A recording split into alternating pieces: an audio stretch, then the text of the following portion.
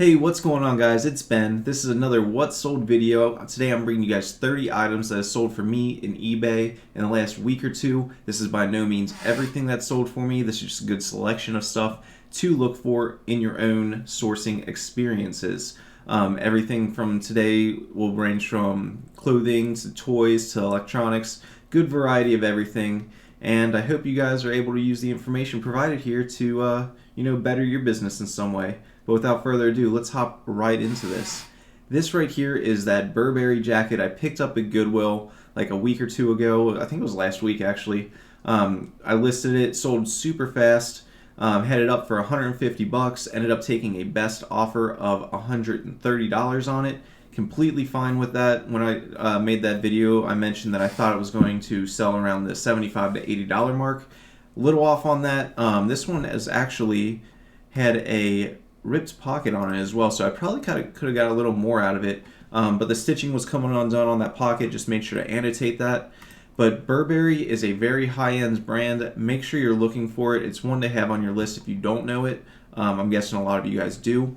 But when you do find Burberry stuff, make sure you're checking to see if it's authentic. They are faked a lot, but things you want to look for are an inside label like this one, or and as well as a fabric content label like this one. When you're looking at the labels, make sure they're not crooked. Make sure that the typing is pretty solid. It shouldn't be sputtery or scattered at all, and the stitching should be very clean in all aspects of the jacket. If you see something that looks like poor quality or looks kind of questionable, it shouldn't be. A lot of times the Burberry stuff will have like the horse logo on it. That's the easiest way to tell if it's fake or not, is in the horse logo. It should be like completely filled in all areas. It shouldn't be very gappy or look janky, to put it simply. A lot of machines have trouble replicating the Burberry horse stitching, so it's an easy way to tell if it has the horse. If the horse is in good quality, that's a good sign. So look out for Burberry stuff. This one actually had the person's name and stuff it was made for, so that was very good for authentication purposes as well. But ended up paying $7.50 for this. Sold it for $130 in about a week and a half. This is a Mega Toothless Alpha Edition from How to Train Your Dragon. So I mentioned in the video when I picked this up, I picked it up in the store because it was so large, as well as I knew the new How to Train Your Dragon movie is scheduled to come out. So I knew the toys would be up in popularity, and there were a ton of views and watchers on this for the week that it was up there. I think in the first day we were at over 100 views on it, so it was a very hot item, very popular item. Had it up there for $55. I was expecting like 40 bucks out of it. Ended up listing at $55 because there were no lower listings, and ended up taking a best offer of $50, I believe. It was either $45 or $50 was the offer, and I am fine with that profit margin. Paid $3 for it at the thrift store. So make sure you're up to date with some pop culture stuff. When new movies or new music and stuff releases, the older stuff tends to go up in value and becomes more desirable at that point in time, and that was the case for this one. So great pickup right here. Here is a Ralph Lauren women's leather button front shirt. This was a little weird because it's a leather shirt. I don't think I've ever sold a Ralph Lauren leather shirt before, so this was a really cool find. I love this color of leather, so that's what drew me to it in the racks originally. And being Ralph Lauren, I knew it was going to be something that was more sought after. It did have a couple little blemishes right here, as you can see. Just made sure to point that out in the listing. Had some fading on the arm right there. Just wanted to point it out in the listing so the buyer knew what they were getting. I picked this up last spring for like $7 or $8. So it's been sitting for a little bit now. However, going into the colder season, glad it sold. You can see this was actually on sale. I put some of my store on sale to try and move out some of the older inventory. Had it listed at $75, but I'm guessing it didn't sell sooner because of the the little blemishes and stuff on it. No big deal. Ended up selling for $59.96, so 60 bucks. Completely happy with that sale. I would definitely buy this one again. So look out for Ralph Lauren leather stuff. I've sold leather jackets and leather pants by Ralph Lauren for some good money before. I think my most valuable Ralph Lauren piece was actually a leather jacket, and I sold it for like 250 bucks, I think. So look out for some of their higher end goods. Some of their lower end stuff doesn't sell. Higher end goods, you're good. This is one of those vintage D&D figures that I picked up. This is the last one I had. Picked them all up for 50 cents a piece, and I've already sold out of them. The box on this one was creased and dented a little bit. It had some water damage here on the back. Not a big deal, just mentioned in the listing, and ended up taking a best offer of $32.50 on this. Sat on it for about a month, maybe a month and a half, a couple weeks after a month. But yeah, anything older D&D is going to sell. There is, I think it's called like the Medieval Chainmail Guide for D&D. It's actually a really, really rare guide in really good condition. It can sell almost up to $1,000. In the poorer conditions, you know, it's down lower than that. But there's some really good D&D stuff out there if you can find it. So Lego, I don't talk about Lego a lot on my channel. I pick it up every so often. I tend to steer towards the complete sets or stuff that's sealed.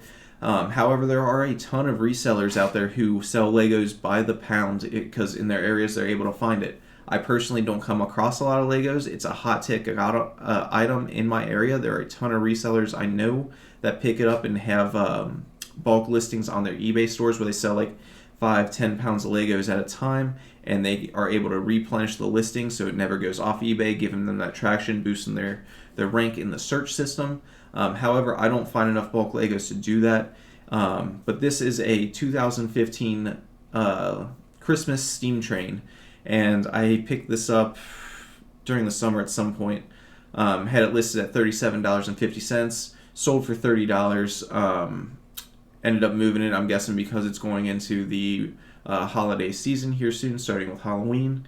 And really happy to pick this up. This was sealed and sold for 30 bucks. I think I had like 3 or 4 bucks into it.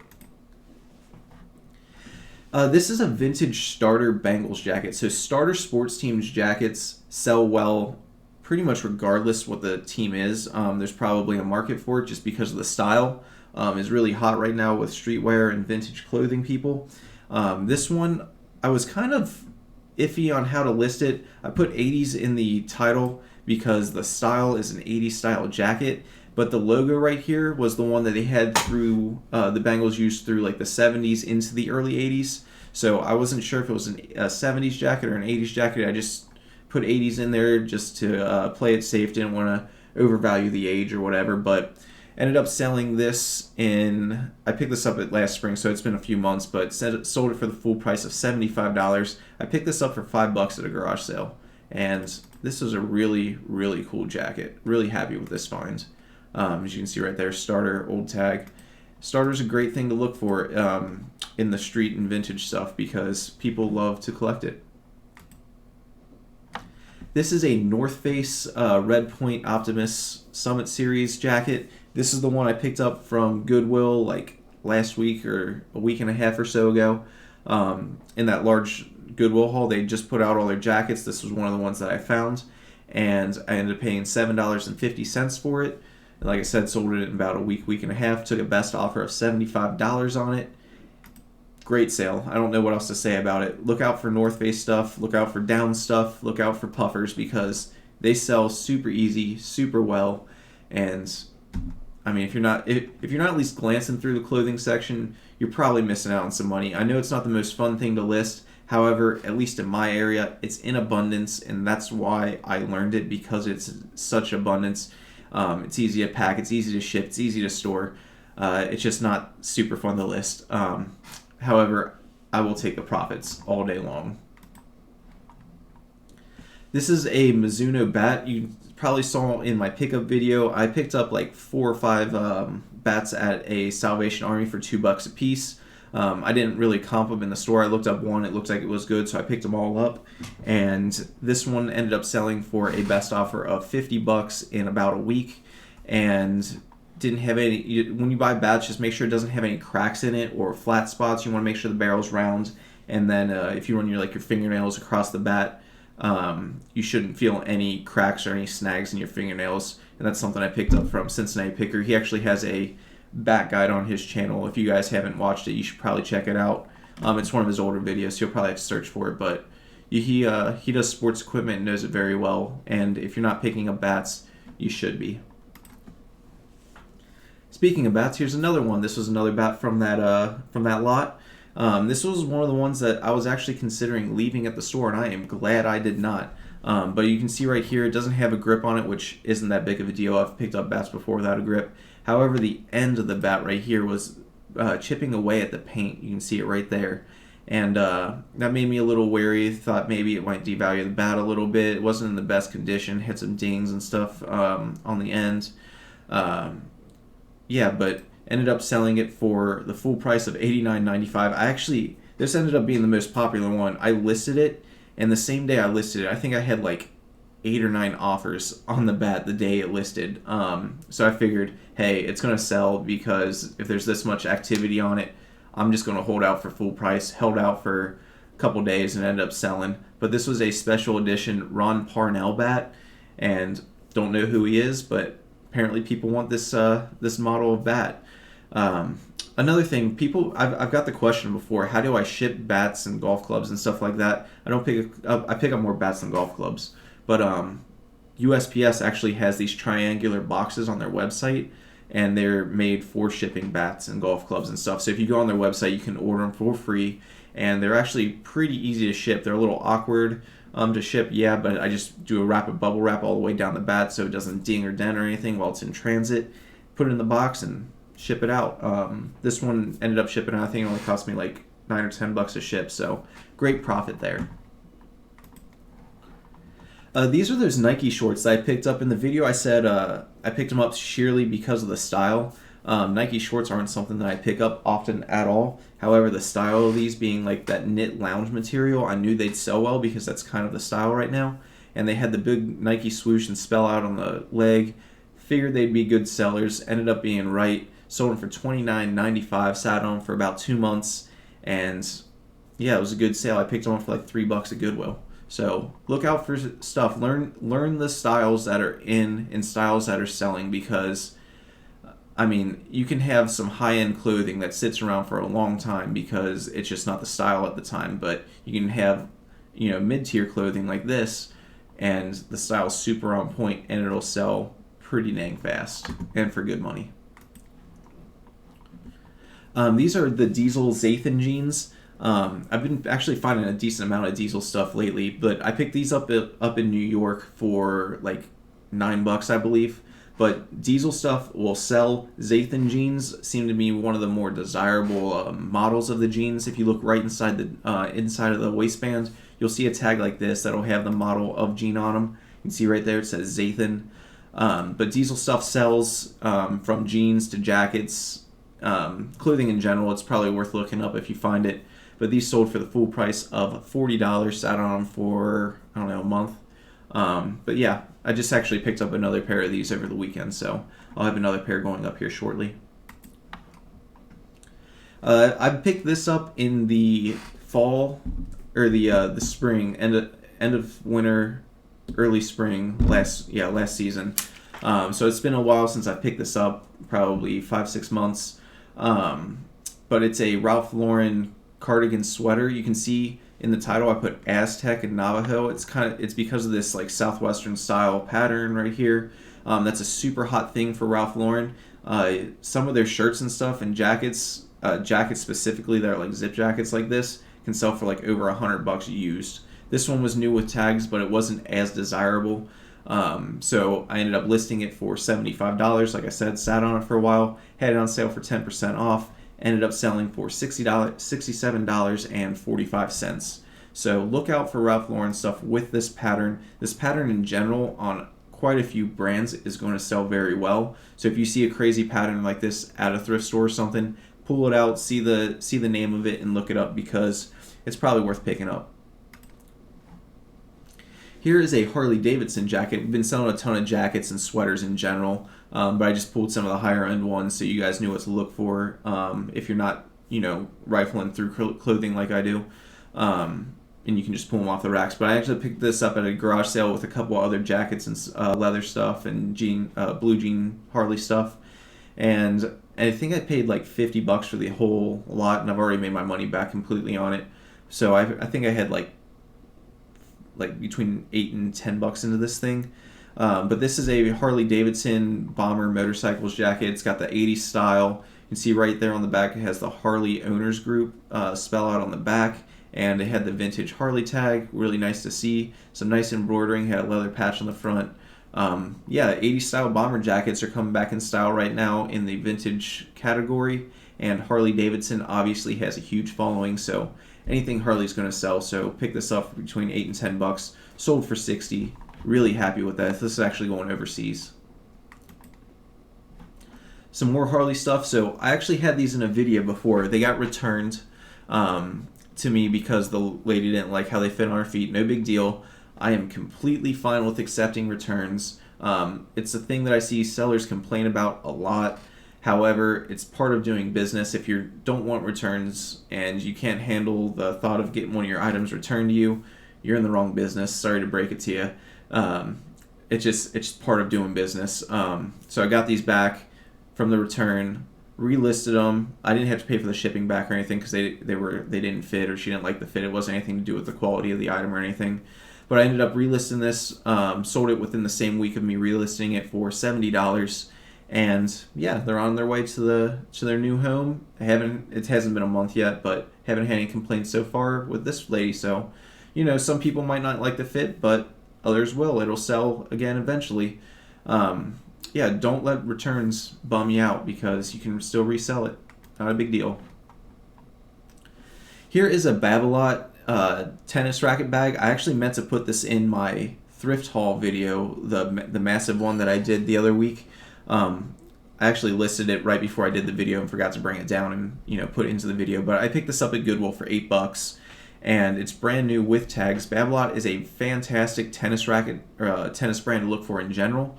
I've sold plenty of their rackets at very good comps, so I knew the racket bag would be good. This one was brand new with tags, as you can see right here, and it ended up selling within I want to say like 4 days for $80. Full price.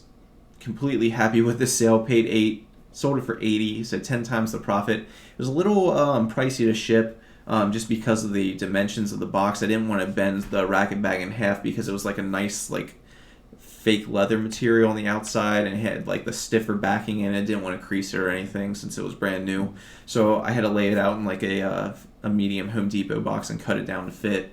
But ended up costing me like $20 to ship, I think. So little pricey on the shipping because it went to California, but when you're making that kind of profit, don't complain. Here is some of those TMNT stuff. I finally got around to piecing together some of the other sets that weren't Polly Pocket, so I've been piecing together like the random mini Teenage Mutant Ninja Turtle sets, some of the Mighty Max sets. You'll see in a second. The Godzilla set, but I've been getting around to piecing together some of the micro sets and seeing if they have all their pieces and stuff. A little tedious, but when you're making profit, it's all good. I'm weighing the profit on these guys. They had some of the little small accessories, but they were incomplete, which is why I sold them as a lot. I put them up for auction, ended up getting a bid of $35 on them. Completely fine with that. Shipped them out. They were happy. I'm happy. Look out for your micro play sets. Vintage toys sell well, and micro play sets I come across a lot, so keep an eye out for them. Here's another set of the micro play sets. These were the Godzilla ones. Again, I lotted these up in a lot to sell because they were missing some of the pieces. They weren't complete. If they were complete, I would have sold them separately. However, these ones weren't. These were actually really cool play sets, like really good detail and stuff, and I really like how the outside shell of them looks. So that'll look really good in someone's collection up on a shelf or something. Anyways, paid, I had quarters into these or something like that, maybe $1 or $2 into them. I'm pretty sure it was under $1 per piece after what I paid at that sale. Anyways, sold the 3 of them for a bid, had them up for auction again, bid of $60 on these guys. So they sell. I actually have one more set of micro play sets to show you guys, and these ones sold for $75. These were Mighty Morphin Power Rangers. These were like the vintage ones, and when you opened them up, they were super colorful on the inside. So again, these will look great on someone's vintage toy shelf and in their collection. These ones I sold as the set of 6 Morphers. Ended up listing for $75. These were up for about 2-3 weeks before they ended up selling, and great profit there. I can't stress it enough. Look at vintage toys. Learn the stuff that people like. You know, what was popular back in the 90s. Teenage Mutant Ninja Turtles, Power Rangers, just all kinds of good stuff, 80s stuff, Masters of the Universe, stuff like that. But vintage toys, so much money in there if you can get them at the right price. This was also in that big toy lot I picked up. This was one of the larger pieces I picked up. This was a Power Rangers Saba sword, White Ranger sword. It had a battery compartment, as you can see right there. Put batteries in it, tested it. It lit up, talked, worked fine. It actually had a break in the sword right there. Just made sure to mention that in the listing. Had a bunch of inquiries on this one. I had it listed for $45, but everybody was like lowballing it down at like $25. Had a bunch of offers in like the $20 to $30 range, and I just knew it would sell for more eventually. So I ended up sitting on this a little longer and not taking the lowball offers. Sold for the full price of $45 though. So I am completely happy with sitting on this one and holding out for that extra, $15-20 on it. So good deal there. So this jersey was actually a really cool pickup. I picked it up in the video. I said I thought it would sell around the $30 mark because, Cyclones aren't like a super desirable team. They don't have a huge fan base or anything. But after I got home and started looking up the comps, these like embroidered ones from the Cyclones and stuff, I guess are pretty rare and like valuable if they're one of the vintage ones. So I ended up listing this up there for $70, and it sold in literally like 12 hours. It sold for a best offer of $60. Dude offered it to me. Not going to complain with that fast of an offer at this price point, and I was only expecting to get $30 out of it. Completely happy with that. I picked it up at Goodwill for $5, so that was a fantastic score. I'll definitely be looking out for Stitch Cyclone stuff more often. I don't come across it super often, but Stitch stuff is obviously worth more when it comes to jerseys, and I'll be looking at the Cyclone stuff more. So I ended up paying up for these at a thrift store. I think I paid like $10 for them, but the comps were good. These are Nike Air Maxes. They had all the signs that they were going to be a pretty good shoe to buy for resale, even used. They were very clean. They had the nice colorway, and the design is like really unique looking to the shoe. You can see they had like this big strap on the front and stuff. So it had all the indications of being something that might be more desirable. So that's why I ended up looking up. When I looked at comps, they looked like they were going between $60 and $80. These being really clean, I listed them at $75. Ended up getting my full price after about a month of having them. Great pickup. $10 into $75. Can't complain one bit. Cost me like $8 or $9 to ship them because these were relatively close to my area. I think they went like down to Kentucky somewhere. But if you guys don't know how to look up Nikes, if you look on the inside tag right here, you'll see this label. It'll either be on the inside of the tongue or down on the inside of the heel somewhere, like on the side of the shoe near the heel. But you'll see this number right here. This is the model number. It's BV1165-100. The first set of numbers, the BV1165, indicates the style of the shoe, and then the 100 is the colorway of the shoe. So it'll be on every legit pair of Nikes. If you type it into Google or into eBay, you should find it. If nothing's popping up on Google or eBay, it's probably a fake pair. Same goes for Jordans and stuff. Easiest way to weed out fake Nikes is by typing in that number. Like I said, the first part of the number is the style number, and the second part is the colorway of the shoes. So there's a little learning tip for you guys if you guys weren't sure how to look them up. So this is weird. I found this earlier in the summer at a garage sale.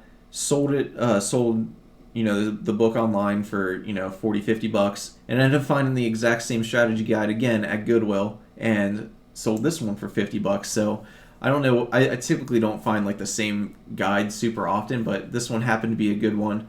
But anyways, Zelda guidebooks sell well in general. Same with like Mario and other popular games and stuff like that. This one had like a gold foil around the book edges and stuff. Really good condition. Sold for $50. I only had this one for a month or so. The other one that I picked up at the garage sale, I had for like a month and a half or so. So they sell relatively quickly. Just had it on a shelf laying around. And guidebooks. There's some really good money in video game guidebooks. Like I said, look for like the more popular game names, and look for like the special editions. So this one was like I said, a hardcover and had like the gold gilding around the pages and stuff. But there's actually a set of Zelda guidebooks, and they come in like a treasure chest thing that are worth some very good money, like over $100 for the set. I want to say it was they're closer to $200 off the top of my head. Hi, kitty. You coming in to sit down for a second? But yeah, look for the guidebooks and keep an eye out for them. Watch out, kitty. Your butt's in the way. This is a Snoopy Fire King mug. I've sold a bunch of these before.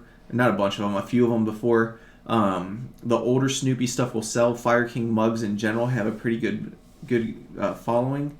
And the ones before that I sold were worth more than this one. This one I ended up selling for $20. As you can see right here on the back, it said I'm not worth a thing before a coffee break. However, some of the other ones that I've sold were him like riding a bike, which is more desirable, him running, and I think I had a camping one of him. But I think the bike one was worth the most, at right around $50 I sold it for, so that was a fantastic sale. But look out for vintage Snoopy Fire King stuff.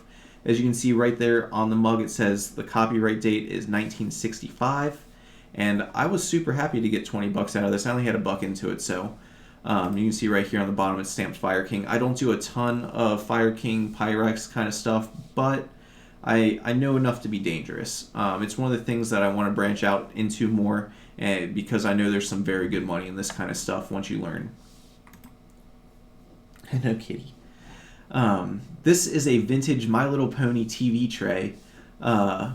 These I've sold quite a few of these. This one sat for a while. I picked it up like right at the beginning of the summer, so it sat for a while. Sold for $40, and this one was actually in pretty, like, I wouldn't say rough shape, but pretty bad shape. It was dented. You can see right there it has dent marks, little corrosion coming through the front right there. On the back it was rusted, and the legs were harder to pull out. It was dented. But when it's the only one listed, I mean, the market's all you at that point. So I picked this up for $5 at a garage sale. Ended up selling it for the full price of $40.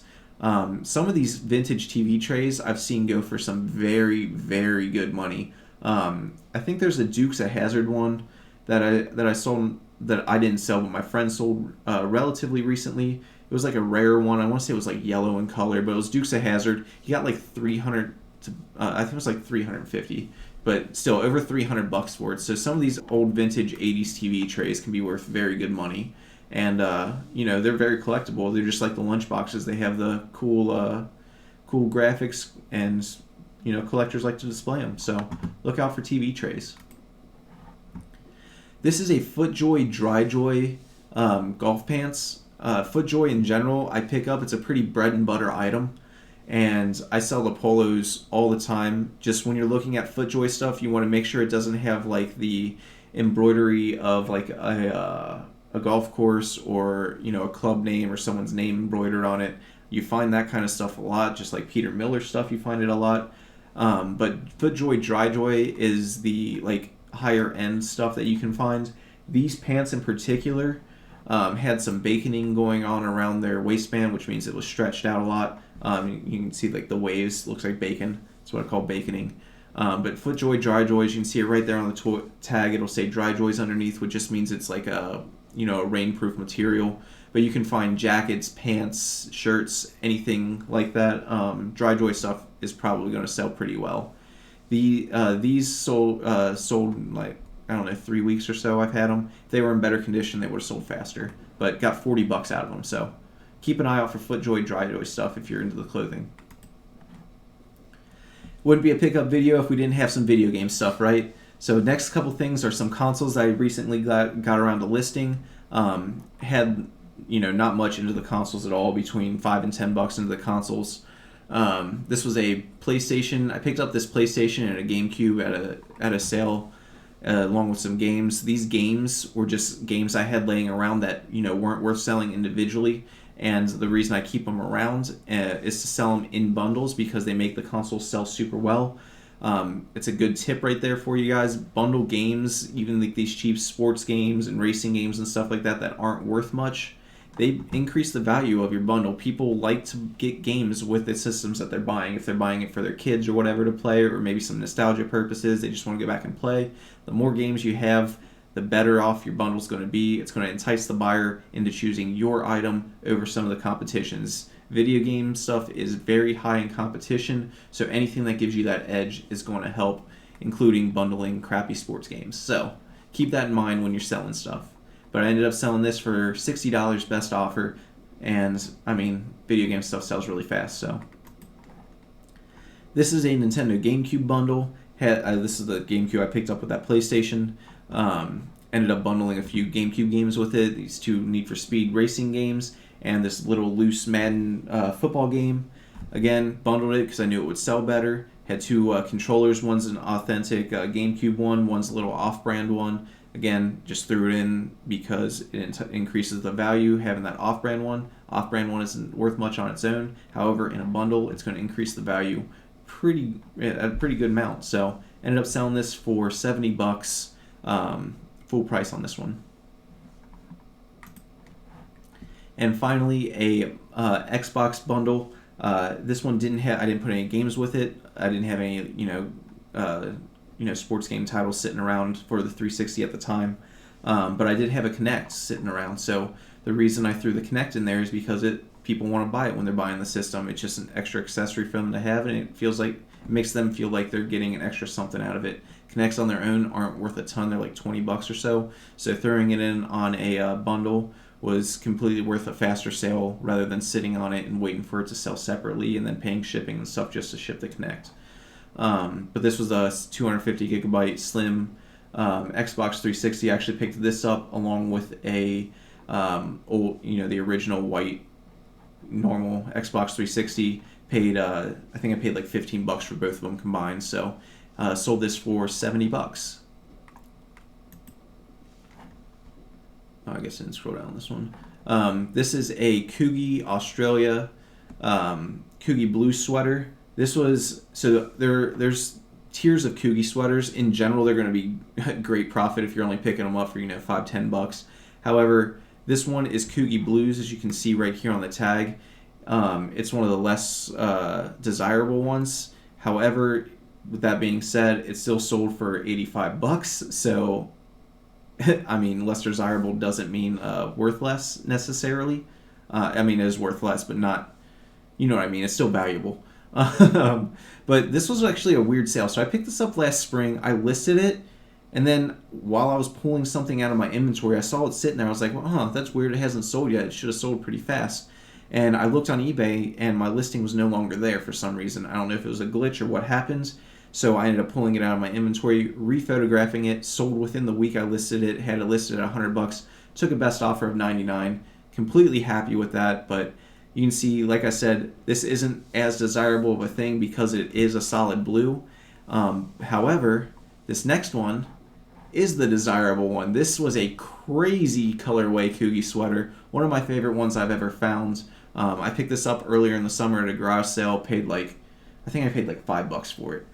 So this was an awesome pickup. Had it listed as a fixed price at $200 for a while, and going into sweater weather, since it hadn't sold over the summer, decided to throw it up at auction. You can see right there, 6 bids, ended up going for $155.